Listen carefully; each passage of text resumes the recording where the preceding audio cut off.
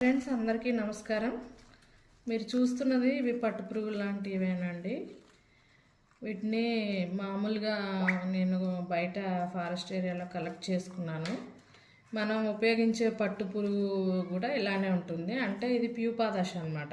Pupa దశలో పట్టుని collect చేస్తారనమాట. ఇవి మామూలుగా పట్టు అనేది నాణ్యమైనది మల్బరీ రకం అండి. అది Karnataka famous. Second tussar, third eri, muga, అట్లా పట్టులో 4 రకాలు ఉన్నాయన్నమాట. ఈ టస్సర్ పట్టుకు సంబంధించినటువంటి దారాన్ని వీటి నుంచి కలెక్ట్ చేస్తారనమాట. అయితే ఇందులో నుంచి పురుగు బయటకు వచ్చేసింది. ఇవైతే ఉపయోగపడవు, కానీ నాకు ఇట్లా గుండ్రంగా ఉన్నాయని అని చెప్పేసి కలెక్ట్ చేసుకున్నాను. పట్టు పురుగు లోపల ఉన్నప్పుడు దాన్ని వేడి నీళ్ళల్లో వేస్తారనమాట. వీటిని కక్కున్లు అని చెప్పేసి అంటారు వీటిని.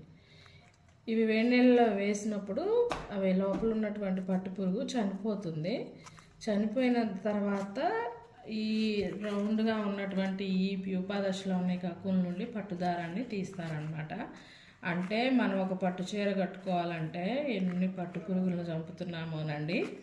పట్టుపురుగు అనేది తినే ఆకులు మల్బరీ ఆకులు. పట్టుపురుగు శాస్త్రనామం వచ్చేసి బాంబిక్స్ మోరీ అండి. పట్టుపురుగుల్ని పెంచడానికి ఇట్లా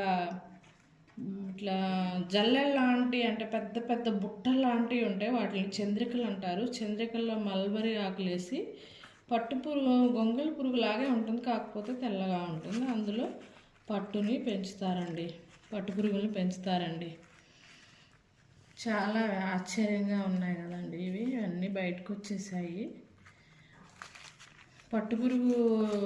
పట్టుపురుగుల పెంపకాన్ని సెరికల్చర్ అని చెప్పేసి అంటారు. మీ అందరికీ తెలిసిన విషయమే. ఒకసారి మళ్ళీ రిమైండ్ చేస్తున్నాను. ఇది ఫ్రెండ్స్ నా వీడియో కనుక నచ్చినట్లయితే లైక్ చేయండి, షేర్ చేయండి, నా ఛానల్ సబ్స్క్రైబ్ చేయండి. Thank you for watching.